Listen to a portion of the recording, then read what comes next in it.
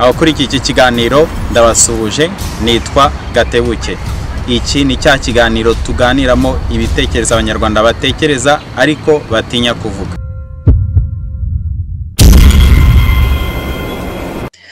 Ndabashimiye rero, uyu munsi mfite umutumirwa w'imena, benshi mushobora kuba ndakeka benshi mumuzi, atanga ibiganiro, yitwa Rosemary Koga, akaba ari akora ibiganiro by'ubutwari, by'ukuri, ibintu bikangura urubyiruko, akubitira ikinyoma hakubuye. Nagira ngo rero nguhe karibu, ikaze mu kiganiro Rosemary. Urakoze Gatebuke, nishimiye kuba umutumirwa wawe uyu munsi wa none. Ni ibyishimo kubera ko hari benshi batakiri mu buzima, ariko twe tukaba tubufite kandi tukaba tutabayeho gusa, ahubwo tubayeho kugira ngo tubeho twamagana akarengane, twimika ubumuntu, urukundo ndetse n'ubupfura. Rero mbonera nsuhuze abanyarwanda n'abanyarwandakazi, basuhuza mu ndamutso ngira nti Kristo Yesu akuzwe bavandimwe, aho muri ndabakunda mbasuhuzanyije urukundo. Murakoze Gatebuke. Noneho duhite dutangirira ku byo uvuze ngo ubumuntu, urukundo, ngo kurwanya akarengane.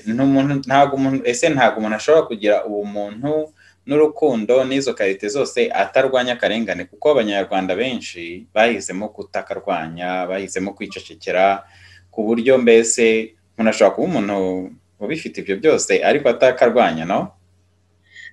Ntekereza ko iyo ufite urukundo ruzima, ubukunda abandi, kuko ntabwo umuntu buri yabereyeho wenyine, tubayeho kubera abandi, nta muntu ushobora kubaho wenyine. Iyo rero ufite ikintu cy'urukundo, kandi nanone ukunda no kubaho, kuko iyo ufite urukundo ukunda kubaho wishimiye ubuzima, kandi ntabwo wabaho wenyine. Abo rero bose badukikije bagize ubuzima bwacu bwa buri munsi. Iyo rero ukwegereye umuvandimwe wawe cyangwa se mugenzi wawe ubona ari kubaho mu buryo bw'akarengane cyangwa se ari gutotezwa, bimwe biba biriho uwo mwanya, ariko buracya burya bikakwimukiraho, buracya bikakuzaho.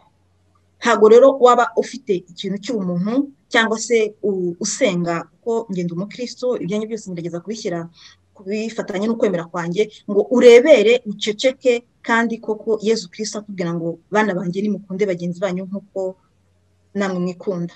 Ugomba rero kugira izo ndangagaciro zo kwanga akarengane, kuko ni ikimenyetso kimwe kigaragaza urukundo nyarukundo, cyangwa se intambwe dutera dushakisha Imana mu mutima wacu. Urakoze. Ariko abakristo benshi bavuga ko ibingibi ari iby'isi, ko atari cyo ubundi, ko ikibagenza ari kwigisha ijambo ry'Imana, ibyo bindi ko ari iby'isi, donc ko hano atari ibintu by'isi iwacu, ntabwo bitureba. Urakoze. Uko kwemera kwacu tugira ukwemerera mu isi, kandi iyo si turimo igizwe n'abantu bose duhura nabo, ube umwirabura, ube umuzungu, ube n'importe kurera uruhu waba ufite yari yose, aba ari umuvandimwe muri Kristo. Ntabwo waba wemera Imana muvuga ngo uri mu isi ntibikureba, kuko iyo si turimo niyo Yesu Kristo adusabamo kuberamo urugero cyangwa se gukiranukiramo, kandi uwo mugenzi wacu niwe Yesu Kristo arimo. Mu kwemera kwacu tuvuga ko Imana iri muri mugenzi wacu, niho tubonera Imana. Iyo ukunda mugenzi wawe aba ari intambwe cyangwa se ari ikimenyetso cyo gushyira mu bikorwa ukwemera kwawe. Ntabwo rero waba ufite ukwemera cyangwa se umaze kumenya kwisanisha n'Imana ngo uyirengagize cyangwa se ufate nk'ibintu nk'ibisanzwe gusa. Icyo gihe ntekereza ko uba utaragera vraiment ku ntambwe wisanisha n'Imana. Umukristo rero muzima yamagana akarengane, akavuga atomoye, kuko na Yesu Kristo yabaye urugero, yamagana akarengane, yimikaza urukundo. Urakoze. None ukaba urimo guhamagarira abakristo kugira ngo nabo barwanye akarengane, berekane urwo rukundo n'ubumuntu? Kuko nibyo dufite abakristo cyangwa se ubuzima bwacu bwa gikristo tubukorera hano mu isi, nk'uko namaze kubivuga. Iyo Mana tuvuga cyangwa se urwo rukundo Imana idutumaho, turupratika muri bagenzi bacu. Iyo rero umaze kuba umukristo muzima, umaze gukorwaho n'ijambo ry'Imana, umaze kugira indangagaciro zo kutirebaho, umaze kugira indangagaciro zo ngo wikunde wirengagize mugenzi wawe, uba ufite indangagaciro zo kwanga ikibi ukimika icyiza. Umukristo rero uwo ari we wese ubundi afite inshingano cyangwa se Yezu Kristo amuhamagarira kutarebera, akamagana akarengane, akifatanya n'abo babaye, akirinda kwifatanya n'inkozi z'ibibi, akifatanya n'abakora neza. Urakoze. Ariko wenda ntabwo babona ko ari inkozi z'ibibi. None se turi kuvuga abanyarwanda, kandi turabizi ko u Rwanda ni igihugu gitekanye, ni igihugu kirimo harya bavuga ngo ikirango amata n'ubuki.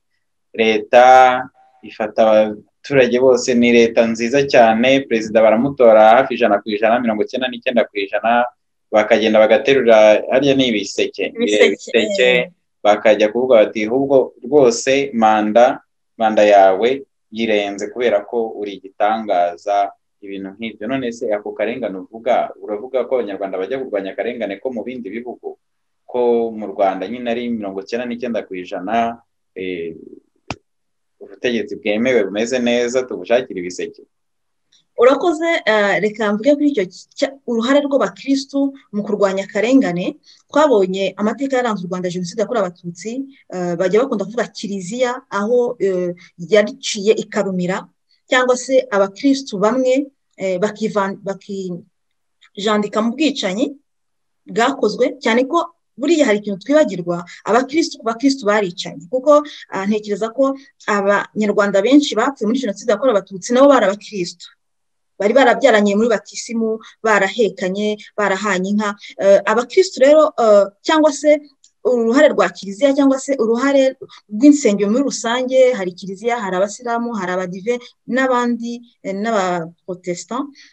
Ntekereza ko ntabwo twigeze tubona ijambo ryabo ngo bahagarare ku magambo yabo, bamagane akarengane, ahubwo bahisemo kugira ubwoba, kwemera kugenda mu kintu cy'ubwoba. Bararebera, babona ibintu biri gukorwa, bararebera, birindaho abantu bicana. Ntekereza ko rero umukristo muzima nawe afite umwanya w'ibyiza by'igihugu, afite umwanya mu iterambere ryiza ry'igihugu. Iterambere rero cyangwa se ibyiza bya mugenzi we bishingiye ku buyobozi bwiza, bishingiye ku miyoborere myiza, ku bitekerezo byiza. Mu gihe rero hari bamwe bahezwa, abandi bakimakazwa cyangwa se bagakundwakaza, uri umukristo ukarebera, mu by'ukuri uba uri kwifatanya n'abagizi ba nabi. Kandi ntabwo Yezu Kristo atubwira ngo mwifatanye n'inkozi z'ibibi, ahubwo aratubwira ngo mwitandukanye n'ikibi. Urakoze.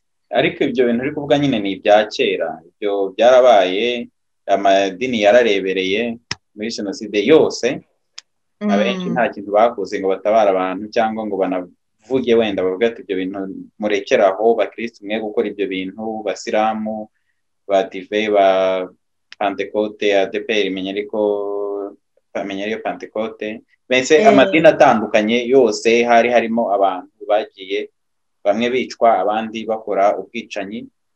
Uretse n'ibyo kandi abanyarwanda, ubwicanyi bukomeye ndengakamere bwanatangiye na mbere y'iyo jenoside muri 1990, Ibyumba, Ruhengeri, kuza kugeza muri iyo jenoside, na nyuma yaho biragenda bigera muri Kongo. Ariko ibyo uri kuvuga ko byabaye muri 1994, urimo kuvuga se ko batikosoye kugeza ubu ngubu, cyangwa ibintu uravuga ko bitarangiye? Nicyo kimbabaza, kubera ko tubona ko n'ubundi kurenganywa bikomeje kubaho, kuko urugero rufatika tumaze kubona abantu, hari ibiganiro mwatangije bya Ribara Uwariraye by'ubwicanyi bwakozwe, harimo igice cy'urubyiruko cyangwa se cy'abanyarwanda kitarabasha kwibuka ababo mu cyubahiro, cyangwa se ngo bategwe amatwi. Tubona amaraporo menshi asohoka mu buryo international bivuga ku Rwanda uburyo buhonyora ikiremwamuntu. Uretse n'ibyo no kuba n'amaraporo, hari ibyo twabonye ejobundi muri Kangondo, aho bakunda hazwi ku izina rya twabonye uburyo abaturage, kandi n'ubu barababaye kuko abaturage barasenyewe kandi bari babeshejweho n'ariya mazu y'ubukode. Tuzi uburyo mu gihugu cy'u Rwanda kubaho bigoye, ariko twabonye uburyo amatorero ntacyo abivugaho, atajya no kwifatanya nabo, ahubwo bakabarebera. Mu by'ukuri ntago umukristo muzima yarakwiye kurebera kari akarengane kari gukorwa ngo tubifate n'ibintu bisanzwe, ngo ubwira umuntu ngo Kristo Yesu akuzwe cyangwa se ngo Yesu ashimwe cyangwa se ngo Imana iraje ibatwara, Imana irabatwarira hehe? Wabwira umuntu ngo Kristo Yesu ashimwe aburaye? Wabwira umuntu Kristo Yesu ashimwe imvura imuri ku mutwe? Wabwira umuntu Kristo Yesu ashimwe umwana we atari kujya kwiga kandi uzi neza ko yasenywe? Wabwira umuntu Kristo Yesu ashimwe nta humure afite? Mu by'ukuri biri mu bintu bimbabaza cyane ko abakristo usibye kuvuga Imana gusa cyangwa ko turi abakozi b'Imana cyangwa se dusenga, ariko nta ruhare rufatika rugaragara bagaragaza mu kugaragaza ibitekerezo byabo byagirira abanyarwanda akamaro. Ahubwo reka nshimire umupasiteri ejo bundi nabonye ku Mubavu, sinzi niba waramukurikiranye Gatebuke, witwa Mutabazi. Uraza kukibona, niyo mupasiteri nabonye wagerageje uvuga ku kibazo cya Kangondo abatabariza avuga ati bino bintu leta yakoze ni amakosa. Abakristo rero nibaza ko niba koko dusenga Imana kandi twumva ko tugomba kuba urugero rw'uwo twiyemeje gukorera, nibaza ko tugiye kuva mu bwoba tukanga akarengane. Urakoze. None se uravuga ko abo bakristo cyane cyane abayobozi b'amatorero bararebera gusa cyangwa baracyafata icya 10, baracyafata amaturo kuri abo bantu deja basenyewe n'iki? Bararebera aho ibyo bita les complices muri abafatanyabyaha. Abafatanyabyaha nuvuga ngo hari muri Gacaca nari nkiri muto, ariko nagiye mbyumva ko abantu barebereye kuko mugani kurebera mugenzi wari kumwica uri umufatanyabyaha. Niba rero abanyamatorero umunsi none bari mu bafatanyabyaha kuko bararebera abantu baraburirwa irengero bagaceceka bakaryumaho, abantu bakicwa bari kuvuga ngo bari mu sitasiyo ya polisi ngo batoretse bambaye amapingu twe bagaceceka. Abana b'abanyarwanda bakomeje gutaka bavuga bati twabujije uburenganzira bwacu bwo kwibuka abacu, bakarebera. Twajya tunavuga nk'urugero nka Heremani, kapiteni Heremani wahoze umuvugizi wa FLN. Hari ikiganiro kinigeze kumva avuga ati njye nagiye mu ishyamba kubera ko murumuna wanjye niyo mugabo Gerard bamwishe. Ati nashakishije ubutabera njya kuri polisi banga mu butabera.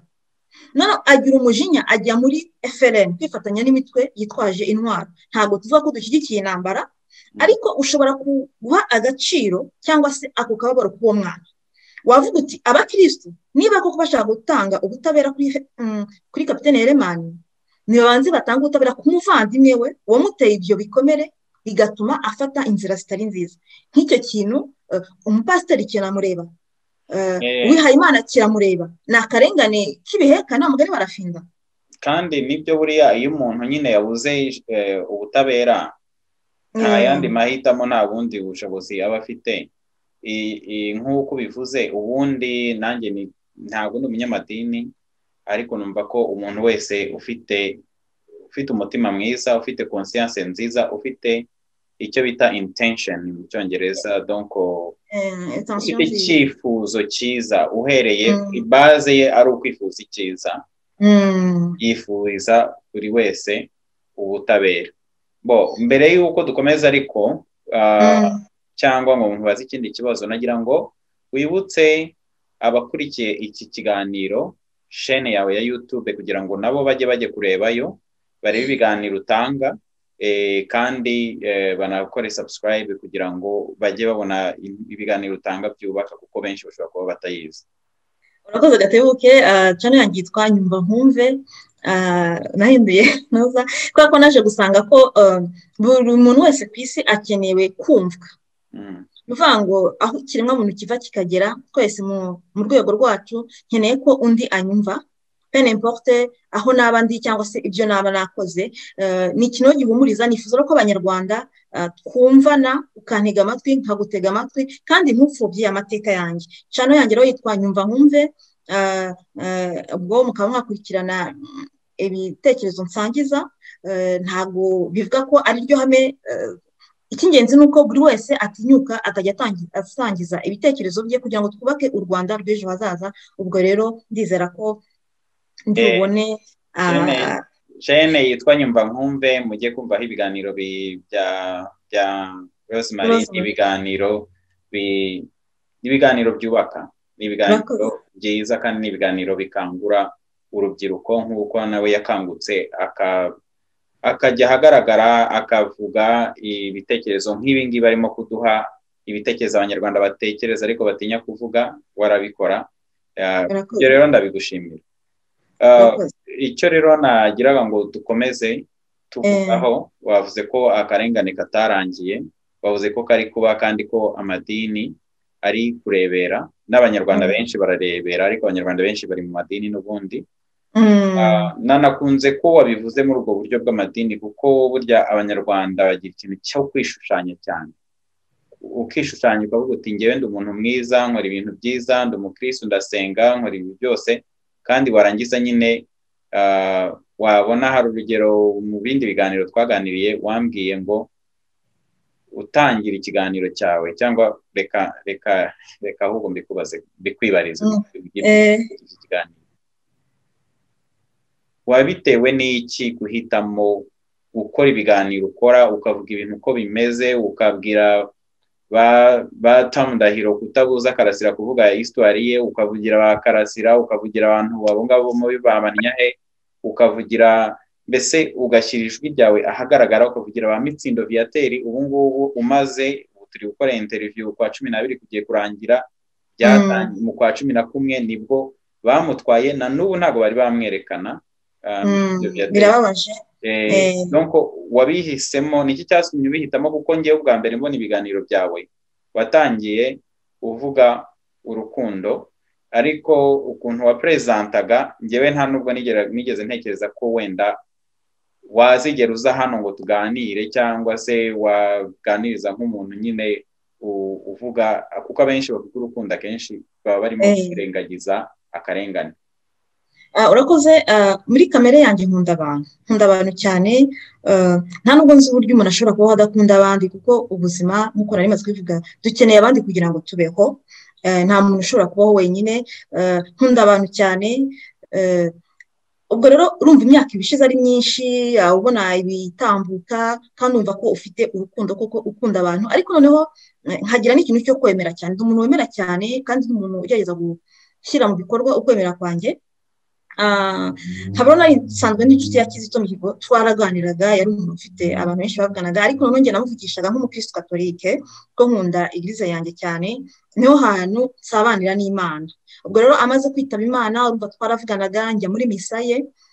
Nari maze rwose nk'umuntu usa nk'utaba muri community y'Abanyarwanda, ariko atari uko mbanze. Noneho ngeze muri misa, ndeba uburyo Abanyarwanda banyakiriye, ndeba uburyo bakeneye umuntu ufite urukundo. Abanyarwanda bakeneye, mbega Abanyarwanda nabo ni abantu nkatwe, twese dukeneye abantu baduhumuriza, dukeneye abantu badukunda. Ndavuga ariko Mana, ko mfite urukundo nkaba nkunda abantu, kuki bano bavandimwe bo ntabafatira umwanya ngo mbatekerezeho, kandi mu by'ukuri nabo ari abavandimwe tujyana mu ijoro. Ubwo rero ntangira ibiganiro byo kugira ngo njye ntanga ibiganiro byerekeranye ku rukundo, uburyo Abanyarwanda babana, ariko noneho nza kugera ahantu ndagotwa, ndavuga se urumva ifite urukundo, hari igihe bagomba kuvugisha ukuri. Hari ahantu Yezu Kristo yageze kuvugira mu migani abivamo, ahubwo avuga ijambo riri ku mutima. Ntabwo umuntu yaba ari kugusyonyora, ari kuguca akaguru, cyangwa se ari kugukubita, ari kugukuraho akaboko. Urumva umuntu ashaka gutema akaboko, urababara ugataka, uramubwira uti rwose akaboko gakuyeho. Urwo rukundo rero narinzanye cya gihe mvuga, nageze mbona ko rwose ari uburyarya bugeretse ku bundi, kuko ntabwo no kujya mvuga ko Kizito atapfuye, batamwishe, kuko ntabwo bavuga ngo urumva ko byari kwitandukanya n'ubwenge. Ntabwo wari ugiye wazanze kuza kutubwira amahistoire y'amashuka, cyangwa kwirengagiza ibyo yaciyemo ari intuza, ari uburyarya, kwirengagiza imyaka 6 yanyuzemo ababaye, ariko nanone nishimye. Naje gusanga rwose nta bukristo burimo pe, ndavuga se nta n'ubuntu burimo, nta bumuntu burimo, nta bupfura burimo, iyo Mana nsenga ni iyihe? Ubwo rero mfata inzira bigoranye, ariko noneho icy'ingenzi kuri njyewe ntabwo ari ukuvuga wenda ngo twumve n'abandi tegana amatwi, kuko ibibazo by'Abanyarwanda ni ipfundo rikomeye. Birasaba abagabo n'abagore bahaguruka bakavuga ukuri ko ibintu bimeze, bakareka kuvuga barebera cyangwa se barenzaho, kuko kurenzaho nibyo byatumye jenoside yakorewe Abatutsi na bino dukomeje kubamo byatugizeho ingaruka. Ubwo rero biba ngombwa ko ntomora urabizi rero utomoye guhita utandukana n'abantu benshi ariko ndabyemera kuko mpamanya n'ukwemera kwanjye ntawe ngambiriye kugira nabi, ntawe ngambiriye gupfobya, ahubwo icy'ingenzi ni ukugira ngo n'uriya mwana utarabashije kwibuka be nk'uko wabonye Diane Ishimwe wagiye ku isimbi agatanga ubuhamya bwe mu minota mike niyo ikiganiro kikavaho, ariko nategereje ko igihe .com imutabariza nk'uko njya muri itabariza abandi banyarwanda bakorewe ubwicanyi bazize jenoside yakorewe abatutsi, njya mbona ibatabariza. Nategereje ko igihe .com imutabariza ndaheba ndumirwa. None se wowe uri kuvuga ko n'abahutu bagomba kwibuka mu Rwanda kandi bakibukira ahagaragara? Rega mbere yo kuvugira ngo abe umuhutu ni umuntu, kandi uwo wapfuye uburyo bwose bwarapfuye ni ikiremwa muntu, ni uvuga ngo ni umunyarwanda, ni mugenzi wanjye, nawe rero agomba kwibuka. Mbere yuko tuvuga ko ari umuhutu tugomba kuvuga ko ari umuntu. Urumva wowe utarimo gupfobya jenoside yakorewe abatutsi utangiye kuvuga ngo n'abahutu bishwe bagomba kwibukwa? Jenoside yakorewe abatutsi yatewe no kurebera no guceceka no kudatega amatwi abandi ngo uhe agaciro bagenzi bawe. Ubwo rero mu by'ukuri gukomeza kudaha abandi umwanya biri mu bipfobya jenoside, kuko ejo bundi ushobora kujya kubona ukabona biraturitse kubera ko abantu benshi bafite agahinda mu mitima kandi buri wese yemerewe kuvuga. Nibaza ko umunyarwanda uri wese bose ni abacu bagiye, bose ni inshuti zacu, bose n'abavandimwe bacu, bose bagomba guhabwa agaciro kamwe, buri wese akibuka. Niko mbyumva. Urakoze. Reka noneho dusoze iki kiganiro. Burya uretse ko nagira ngo ngutumire tuzongere tunaganire n'ubundi kuri ibiganiro byiza byawe, ntumire n'abantu bagiye kuri chaîne yawe barebe ibiganiro Nyumva Nkumve, niko chaîne yitwa, sibyo? Noneho ikindi nagiraga ngo wenda nsorezeho nuko nemeranywa nawe ijana ko kwibuka abandi, kwibuka bose, kwibuka abatutsi, kwibuka abahutu, kwibuka abatwa, nta gupfobya jenoside y'abatutsi kurimo, nta no gupfobya ubwicanyi na bumwe burimo, ahubwo nemera ko kugira ngo abanyarwanda biyubake twese tugire ejo heza, nuko buri muntu, buri munyarwanda ubuzima bwe bwahabwa agaciro. Rero nagira ngo nguhe ijambo rya nyuma ryo gusoza, noneho ubundi dusezere abakurikiye iki kiganiro. Urakoze Gatebuke, ndagushimiye kubw'ubutumire kandi nishimiye ikiganiro cyiza dukoze, kandi nkomeza gushimira ubutwari wagize bwo kuvugira abanyarwanda ndetse n'abandi banyarwanda bose muri rusange bemeye guhaguruka bakanga akarengane. Nkaba no gushishikariza umukristo wese gusenga bivuga gukunda Imana, kandi umaze gukunda Imana ukunda bagenzi bawe. Kwemera kwacu cyangwa se iyo Mana dusenga nta handi tuyibonera muri bagenzi bacu, tuyibonera mu duhora nabo. Ntabwo rero waba usenga Imana ngo wirengagize bagenzi bawe. Ari byo ndi kwamagana. Hari abo tugeze kumva ubwo bibukaga Kizito Mihigo bavuga ko basenga Imana, bari bavuga ko badafite uburenganzira bwo kwibuka Kizito Mihigo. Abo ntabwo baba ari abakristo bazima. Umukristo muzima rero yifatanya n'ubabaye. Umukristo muzima atega mugenzi we amatwi. Umukristo muzima ntabwo apfobya amateka y'undi. Umukristo muzima ntabwo yigira ntibindeba. Umukristo muzima ntabwo areba nk'udashoboye, kuko Yezu Kristo yaduhaye imbaraga duha n'ubutwari. Umukristo muzima agira ijambo.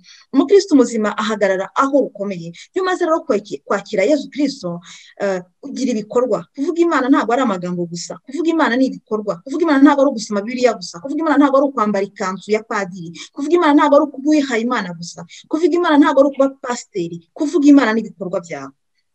Nkaba rero mpamagarira abakristo bose kwamagana akarengane, gukomeza kwigira ntibindeba, ni ukwifatanya n'abagambiriye kugira nabi.